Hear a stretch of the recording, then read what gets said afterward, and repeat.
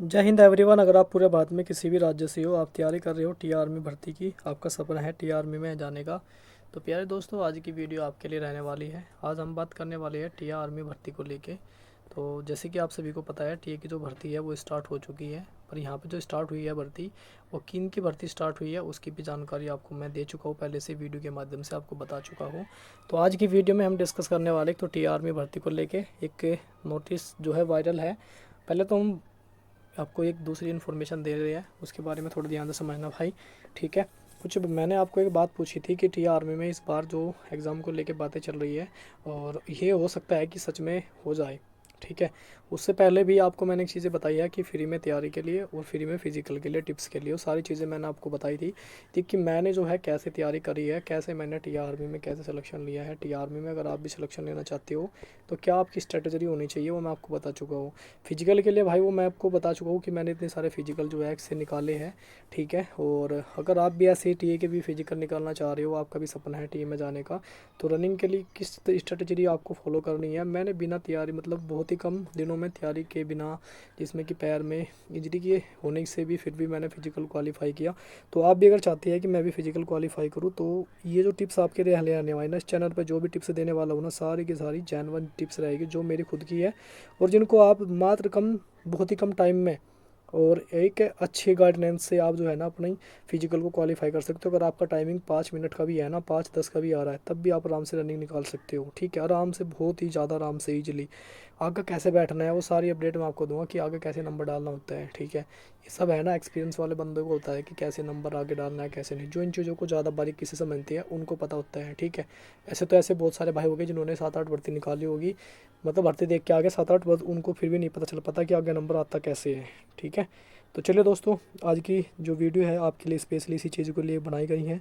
तो मैंने एक तो सबसे पहले आपको बताना चाहूँ, मैंने आपसे पूछा था टी आर में एग्ज़ाम को लेके कुछ बातें चल रही है कि टी में एग्ज़ाम पहले हो सकता है, चांस है कुछ परसेंट, बाकी हमारी जो राय है वो भी मैंने आपसे मांगी थी, जिसमें मेरी भी थी, आप सभी की भी थी।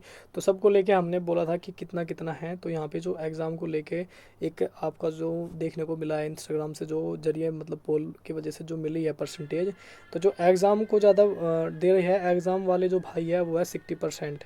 60% ऐसे मेरे भाई है जो बोले कि भाई एग्ज़ाम पहले होना चाहिए। क्या होना चाहिए? एग्ज़ाम पहले होना चाहिए। बोले कि एग्ज़ाम को पहले कराया जाना चाहिए, उससे कि भीड़ ख़त्म हो जाए और फिजिकल में इतनी ज़्यादा भगदड़ ना मचे, और सब मतलब जिनका जो है जैसे आर्मी में होता है ऐसे ही सेम ये प्रोसेस इसमें भी लाया जाए।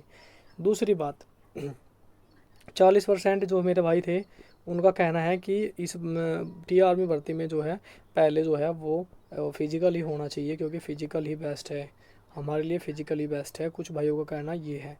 तो ये सारी चीज़ें थी 60% और 40% को लेके। तो देखा जाए तो ओवरऑल जो एग्ज़ाम को लेके ज़्यादा माना जाएगा, क्योंकि 60% ये 20% ज़्यादा है, तो हम एग्ज़ाम को ही ज़्यादा मान्य देते हैं कि चलो ठीक है, आपने बोला कि एग्ज़ाम, पर एग्ज़ाम पहले कराने में बहुत सारी कंडीशन होती है मेरे भाई। सबसे बड़ा कंडीशन जो है ना, सबसे बड़ी जो मेन कंडीशन पैदा होती है ना, जो खड़ा करती है सवाल जवाब खड़ा करती है, वो पता क्या होती है? मैं आपको बताता हूँ। सबसे बड़ी कंडीशन है यहाँ पे एज, जो कि 18 से 42 साल है।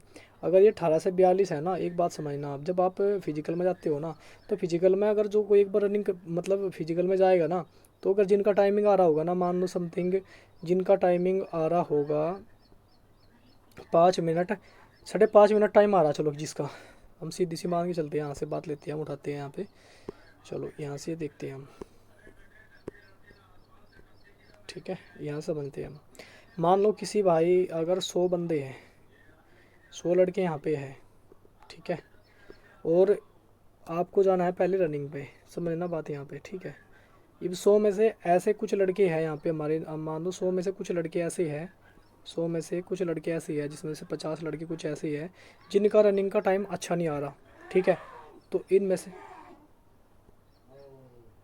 इनमें से क्या 50 लड़कों का टाइमिंग अच्छा नहीं है, तो 50 लड़कों का टाइमिंग जब अच्छा नहीं होगा, तो उनमें से सोचेंगे यार जब टाइमिंग अच्छा नहीं है, क्यों हमें कहाँ जाना, पैसे वेस्ट करना, क्यों अपना अपना घर पे रह जाएंगे, ऐसा सोचेंगे। तो मानने की बात है, इन 50 में अगर 10 लड़के भी चले जाते हैं तो 40 फिर भी वापस आ जाएंगे, मतलब जाएंगे नहीं 40, तो 40 फिर भी घर पर रह जाएंगे कि भाई यार हमारा तो टाइमिंग नहीं है, तो क्या फ़ायदा, हमने तैयारी नहीं करी तो क्या फ़ायदा, भर्ती में जाएंगे, चोट वोट लग जाएगी, ऐसे रह जाएंगे। तो गए कितने लड़के यहाँ पे? 100 में से यहाँ पे 60 लड़के जाएंगे भर्ती देखने के लिए, तो कितने रह गए वापस? 40, 40 कट के। अगर एग्ज़ाम पहले हो जाता है ना भाई, ये 100 के 100 फार्म भरेंगे, ये 100 के 100 फार्म भरेंगे और 100 के 100 भाई भर्ती देखने जाएंगे। इस चीज़ का ध्यान रखना। तो यहाँ एग्ज़ाम में और रनिंग में इतना फ़र्क है, आप समझ गए होगे।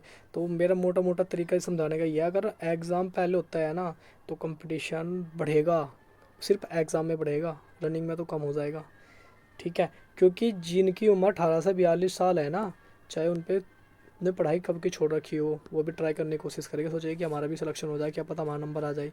क्योंकि फ़िज़िकल आसान हो जाएगा, फिर फिज़िकल में ज़्यादा मेहनत नहीं करनी पड़ेगी, फिज़िकल आसान हो जाएगा, फिर गिने चुने बंदे होंगे जो क्वालिफाई करेंगे। क्योंकि कट ऑफ ही ऐसी रहेगी कि फर्स्ट ही कट ऑफ में इतने बंदे क्वालिफाई करेंगे, जैसे कि आपने देखा ना, अब कट ऑफ इतने ऊपर लगा देते हैं, इतने बंदों का सिलेक्शन होता है, तो ऐसे होगा फिर भी।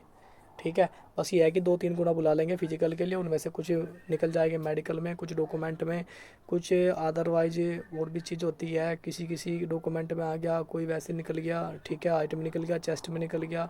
ठीक है, ऐसे निकल जाएंगे। तो ये प्रोसेस रहता है। तो मेरे भाई एग्ज़ाम कराने में बहुत सारी कंडीशनों का सामना करना है। सबसे मेन जो है ना वो एज है। अगर पहले एग्ज़ाम होता है तो सबसे पहले एज डाउन करनी पड़ेगी, 18 से 25 या 30 करनी पड़ेगी, तब जाके हो सकता है, पॉसिबिलिटी है फिर तो। ठीक है, और फार्म इतने भरे जाएंगे ना, बहुत ज़्यादा फार्म भरे जाएंगे।